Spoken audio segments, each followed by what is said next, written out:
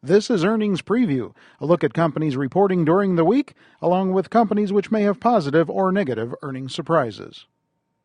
This earnings preview for the week of March the 16th through the 20th. Without further ado, let's get to Charles Rotblatt, our senior market analyst, because there are a couple of interesting things going on in this most current week. First of all, we get our first glimpse at first quarter earnings. Some of those companies are going to start reporting this week. We do. We have FedEx reporting. That report will be looked at not only because of the earnings numbers, but people want to look at what they're seeing in their business, what trends they saw for the last quarter, but also what trends are they seeing for the rest of the year. Always an interesting report because they do have insight. You will have Oracle. You'll have Adobe reporting. Two notable names not on the list are Goldman Sachs and Morgan Stanley. Last year, they did report in March. I talked to their investor relations departments earlier this week. They're both saying mid-April, latter half of April. Actual dates haven't been announced. As to the reason why they're pushing back the dates, that's anybody's speculation. I don't want to start any rumors. I just want to make a point of information to people that we won't see the broker earnings. Obviously, Lehman and Bear Stearns won't be reporting. Right. Big surprise there. Obvious reasons there. Yeah. The earnings that are going to be reported, are they going to be indicative of some early returns on any one or two particular sectors? Or is it going to be pretty much just a hodgepodge of reporting? I think it's going to be mostly a hodgepodge. I look at some of the companies, obviously FedEx, kind of actually in its own segment.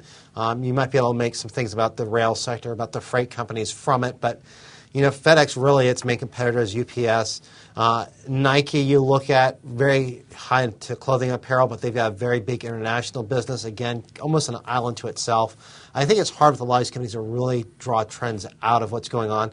The only one where people will really look at for broad trends would be Oracle, simply because it is a large software company going on there, and it will have some implications for the rest of the technology sector. Okay. And also on the docket for the week is a two-day Fed meeting. And again, on Wednesday of this week, the Fed will make some kind of an announcement, whether it's on interest rates or policy or something. It really will be about what they're doing with their balance sheet. The target rate's going to stay at 0 to 25. That's baked in?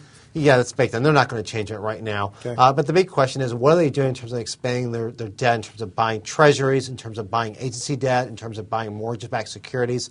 A lot of the stuff they're doing right now. So the question is, what additional steps are they going to do to try and resolve the banking crisis and keep credit flowing? So those type of things. Also, the statements they're making about the economic situation in general will be looked at. There has been some rumors from the Fed, actually comments I believe made either earlier this week or last week about, we got to keep an eye on inflation coming back. With all the stimulus, obviously, a couple of years from now, we will have to be worried about inflation. Right now, we're just worried about trying to get GDP back to 0. So no change on interest rates right now. But with all of the talk on stimulus and spending and this and that, the market doesn't seem impressed. They're going to have to regain the confidence of the market going forward here somehow. They will, and and we really look at a situation that's really rapidly gotten out of control. They're trying various measures. Two different administrations. Now you have a Treasury Department that is woefully understaffed. Timothy Geithner is trying to do what he can, but he definitely needs help in his office. But I think a lot of people are putting a lot of blame on Bernanke, a lot of blame on the Treasury Department. There's been a lot of talk about how the Dow's performed since Obama's been sworn into office.